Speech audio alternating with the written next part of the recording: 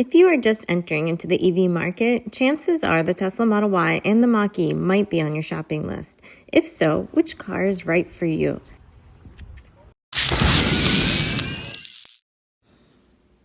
In this video, we will compare the cargo space, styling, speed, tech, and charging of both the Model Y and the Mach-E. So as some of you may know, we have been a Tesla family since 2018. We went fully electric a couple years ago when we got our Tesla Model Y. And due to an unfortunate circumstance where our car was hit while parked in a parking lot, our Model Y had to go in the shop, and we asked for just an EV, any EV that we could get so that I wouldn't have to go to the gas station. And Hertz gave us this one-of-a-kind, well, not one-of-a-kind, one of 100, special edition Shelby GTH Mach-E. It was number 46 in their lineup, and kind of like a specialty car that Ford had made with Hertz. And we've been driving it around for about 2 weeks now, and ready to give our opinions on the car itself and our thoughts between the Mach-E and the Teslas that we own. So initial thoughts on the Mach-E versus the Tesla Model Y. As a soccer mom, I kind of like the Model Y. I think it's more practical. It feels like it has more space to put things like the sports bags and things like that. When we were in California, you saw us fit all of this luggage inside our Tesla Model Y. So we are going to try today and see if we can fit it all inside of our Ford Shelby Mach-E. The most notable difference between the two cars' frunks is the shape. The Model Y has a wider but less deep frunk, and the Mach-E has a ledge that blocks some of the space, but it is deeper. Originally, the Mach-E had a larger frunk size at 4.7 cubic feet, with the Tesla Model Y having a frunk size of 4.1 cubic feet. But the more recent versions of the Mach-E, starting in 2025, has only 2.6 cubic feet in order to accommodate a heat pump. This is the larger version pictured here. The newer one would not fit a carry-on anymore. Now let's move on to trunk space.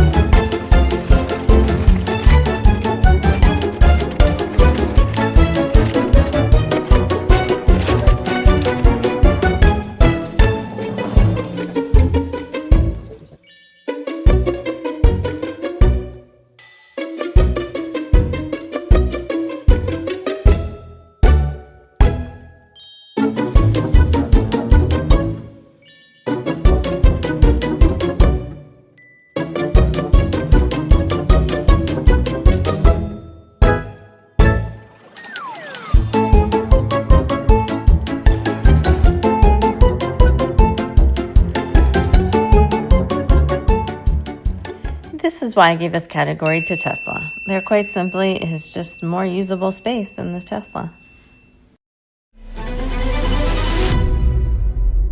Opinions on which styling is better is definitely going to differ from person to person. Since we had the Shelby Mach-E that was styled after the 1966 Shelby GT350H, its styling is pretty iconic. Though I personally am used to the bubbly spaceship quality that the Model Y has and I prefer it, I still have to give the styling category to the Mach-E. I think it overall has a sportier look. Also, one of the issues with Teslas are their build quality, and there was definitely a higher quality to the Mach-E. The fabric on the seats felt more upscale and had a sleek interior and ambient lighting that really set it apart from the Tesla Model Y. Newer Model Ys and 3s have seen some upgrades though, also featuring ambient lighting, making the two cars more comparable. So I'd still recommend checking out both cars to see which styling you prefer. However, coming from a Tesla to the Mach-E has been quite an adjustment for me. I have left the car on a lot of times because in the Tesla, you literally can get out of the car without putting it in park and the car will park itself. It will turn itself off and lock itself. But the Mach-E, you have to actually physically turn it off. And then because this is a rental, I had to remember my keys. That's been a problem. So, it's an adjustment going back from a Tesla. However, if you're coming from an ICE car, pushing the button to stop it is pretty normal. It wouldn't be a problem for most people. I have also been struggling with the screen. It has been strange to me because I'm just not used to it.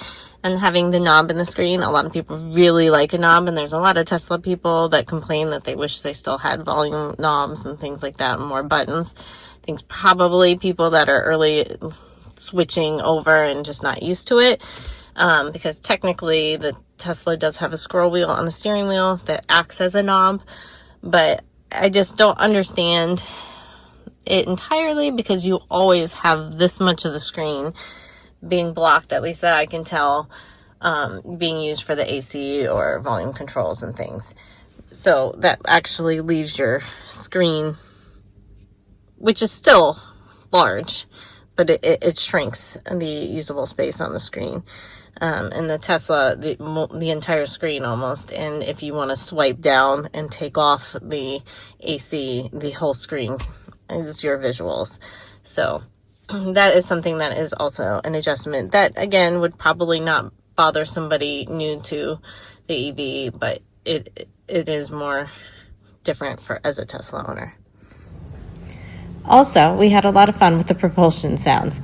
I'm going to put this in the styling category since it does not actually affect the speed or tech in the car, though this is a silly feature. It does make the car feel a little more like an ICE vehicle than an EV.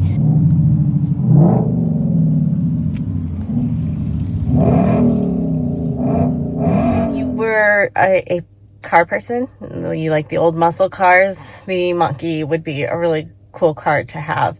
Definitely a different vibe than the Tesla. Tesla kind of has the spaceship feel to it and a very robot-like car with all the gadgets and features, versus the Mach-E that has a little bit more of a car-like feel for people that are just converting from an EV. This car in particular has its own special sound system to make the car noises, so it can be fun and sort of feel like you're still driving like a manual stick-shift car, even though it's not. Due to the overall sportiness and attention to detail on the interior space, we will give styling to the Ford Mach-E. Overall, the two cars are comparable in terms of price and speed. Only a couple of differences to note. The Tesla Model Y has a lower 0 to 60 speed on their standard rear-wheel drive car, whereas the Mach-E is about a second faster, 6.8 seconds versus 5.6 seconds. Also, the Mach-E is about $1,000, almost $2,000 less at the base model. At the top end, they're very similar, separated by only a couple $100, and both rated to get from 0 to 60 in 3.3 seconds. I would like to mention that Ford seems to charge for each feature you add on, even charging to add on the frunk. Both companies charge for their full self-driving capabilities but have different subscription plans, and we will discuss this more in the tech segment. Also, since Ford has physical stores, it is possible that they will work some of these costs into whatever special they are running or deal they might be able to give you, versus Tesla that you have to order through the app, and you get an upfront cost that is unchanging. Time to test out unbridled mode in the Mach-E. Okay, Mach-E in unbridled mode. About 2.5 miles, turn right onto International. And that was probably like 20% on the pedal. That was it, 20%. But you said it's faster than our cars, but not faster than a performance Tesla. Yeah, correct. Speed is going to go to the Mach-E. Technically, they both have the same top speed on the comparable performance models, but the Mach-E is faster on the standard models. We found the Tesla user interface to be easier to understand. In general, it was more user-friendly, but some of these actions could possibly be completed easier in the app on the Mach-E, which we didn't have access to. The Tesla can be adjusted in-app or on-screen. Keep in mind that part of why we may find the Tesla UI to be more user-friendly could be because we own them and are more familiar with them. We're not trying to be biased, we simply can only comment on things we noticed while driving both cars.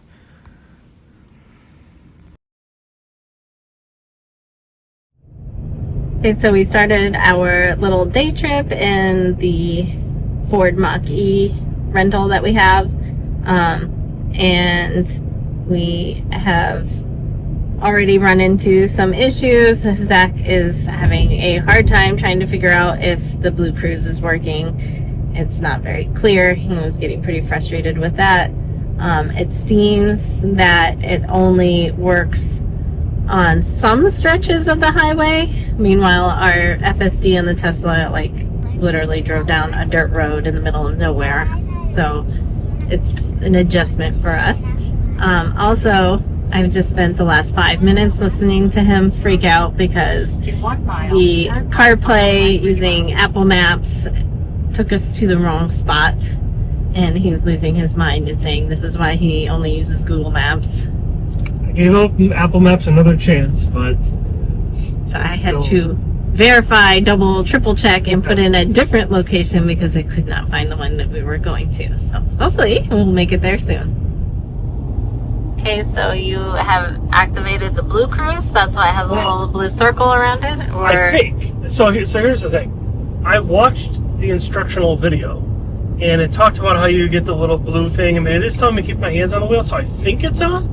But a couple of things I don't like. I don't like that it says ready, because that makes it seem like it's ready to go into BlueCruise and not that it's actively on. So that's confusing. The other thing the Ford video says is this little icon right here that's green. That is supposed to turn blue when you have BlueCruise activated. So it's so is this more of a lane assist? Maybe it's just the lane assist on, and it's just ping-ponging with the lane assist. It's very confusing. I've got 3 different things. It tells me it's ready. I don't know what that means. I don't have that blue icon, but I do have a blue icon there. So, I don't know. Tell us in the comments. Do I have BlueCruise on or not? I can't even tell. But if it was the difference that it would be holding the speed and staying in the lane. Well, lane? adaptive cruise control's on. So that's set to 75. I'm off everything. I'm not on the pedals. So is it coming down to if it changes lanes? Oh, I guess I could try that. That's a good point. We should try. I got a car coming behind me here. But I guess I can go this way. Here, let's see what it does. Not changing lanes. So maybe it's not. I think they do it by subscription, I believe. So they would probably not pay for a subscription for a Hertz car. So I'm guessing you don't have the top tier. Maybe, but why is it saying it's giving me the BlueCruise signal though? We believe that most likely the Hertz Mach-E had the technology for BlueCruise but no subscription activated, and that might be why it looked like it was ready but wasn't fully working. According to the website, it should be available on 97% of highways. We can't comment on the ease of use since we aren't certain that it was working, but on the highways, it is supposed to work similar to Tesla's FSD with the ability to change lanes. The biggest difference between the two technologies is that Tesla can, for the most part, take you from point A to point B, even on city streets. It also has the capability to park itself. There is definitely still a need to supervise FSD, but has recently advanced quite a bit. There are plenty of YouTubers that can show you how they drive across the country in the Teslas without interrupting FSD at all. So we will leave you with a couple of videos that show you just how advanced the technology truly is instead.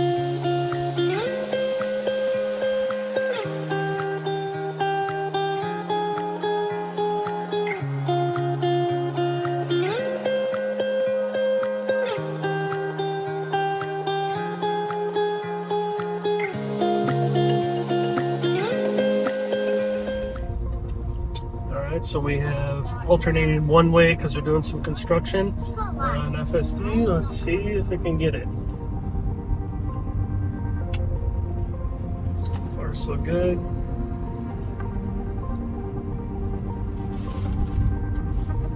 And no problem at all. Since Tesla has FSD that works on city streets, as well as a great infotainment system and user-friendly menus, we are going to hand the technology category to Tesla. As you can see from the graph, the Tesla achieves a higher charge rate, hitting 250 kilowatts, and holds it longer before tapering off. The Mach-E peaks at about 150 to 160 kilowatts, and then holds steady at 75 to 80 kilowatts before dropping off more steeply at about 80% state of charge. The benefit here is that when road tripping, you can maximize the charge rate in the Tesla for dropping into charge more frequently, but for shorter periods of times to maximize the peak and high charge rate of 250 kilowatts. We have seen our car reach speeds of over 1,000 miles an hour when we arrive at a low state of charge and hit that peak charge rate. This matters if you plan to supercharge and don't want to wait on your car. However, if you are using a home charger and this is just a commuter car, the charge rate should be less of a factor in your purchase. The charging category will easily go to Tesla since Tesla has the largest network of fast chargers. The Tesla charging network has historically been the reason so many EV owners choose a Tesla. Despite expectations for Ford to start releasing their EVs with the NACS ports, they have not begun doing so yet, but instead provide an adapter that allows the CCS cars to charge on NACS chargers. Unfortunately, they are limited to only some of the Tesla chargers, as the CCS cars can only charge on V3 or V4 chargers. We have friends with a Ford Lightning, and though they absolutely love their car, they did confirm that they can only charge at V3 or V4 chargers, and further, only feel comfortable charging at the V4 locations due to the longer cord. If they stop at V3s, they end up having to block chargers due to the location of the charge port and the cord being unable to reach. Over time, Tesla will continue to grow the network, adding more V4 charging locations, but this is currently a limitation for Ford. To be clear, the two largest networks are CCS and NACS. Tesla has been able to charge at both since 2022, and Ford has been expected to start producing their cars with the NACS port, which will definitely level the playing field, but has not begun doing so yet. If you plan to have the car just for driving around town, it's highly unlikely that the charging network should influence your decision on which car to purchase. But if you plan on traveling long distance in your vehicle, then the charging network will matter. As for efficiency, since we not only bought one Tesla, but went on to purchase a second and choose to rent them when traveling in other locations, we obviously believe in the efficiency of a Tesla. However, Zach took the Mach-E on his daily commute many times while we had it, and aside from the lack of BlueCruise, he enjoyed driving it and it had plenty of range for the commute. Real-world stats show our Model Y gets 3.8 miles per kilowatt hour, and the rental, which it was a GT version of the Mach-E, getting 2.6. Keep in mind that the Mach-E being a rental, I'm sure it had a hard 7,000 miles on it with many people testing out its 0 to 60 capabilities. Also, this isn't an apples-to-apples comparison since the Mach-E rental was a GT, so it was technically more comparable to the performance Model Y. Tesla does come out ahead in efficiency in the all-wheel drive long-range trim of the Model Y that we own, coming in at an estimated 117 miles per gallon, and the Ford equivalent Mach-E all-wheel drive extended range coming in at 93 to 98 miles per gallon. Furthermore, even with people potentially joyriding the Mach-E, it still comes out incredibly more efficient than an ICE car. So just having an EV is a win in this category, in my opinion. But for what it's worth, Tesla does come out a little ahead due to how aerodynamic it is, and because it was designed more for practicality than for sportiness. Thus, those who want a sporty car will still lean towards the Mach-E, and those wanting to travel might lean toward the Tesla. Overall, we obviously enjoy our Teslas, but we really love the Mach-E as well. It is definitely my favorite car to drive next to the Teslas. It had a similar ride quality, and being an EV means many of the same features. I personally feel that if I didn't have a family, or for anyone who is at a stage of life where practicality was less of a driving factor, then the Mach-E might be the car of choice. For those who road trip a lot like us, or people with a large family, then Tesla provides the space and efficiency. I also prefer the simplicity and seamlessness of the Tesla's interior, with most of the controls being done on screen with the scroll wheels or by voice commands. But if you prefer the familiarity of button controls or knobs instead of having to look at on-screen controls, then the Mach-E would definitely be the choice. Basically, both cars are excellent choices, and I can see why both are top sellers in the EV market, with the decision mostly being made based on your personal preferences. Please leave us a comment if you have any further questions about either car, and we will do our best to answer them. Also, please consider subscribing to our channel. We will link our Tesla Model Y delivery day video as well as our full walkthrough of the Shelby Mach-E if you want to explore either of the cars more.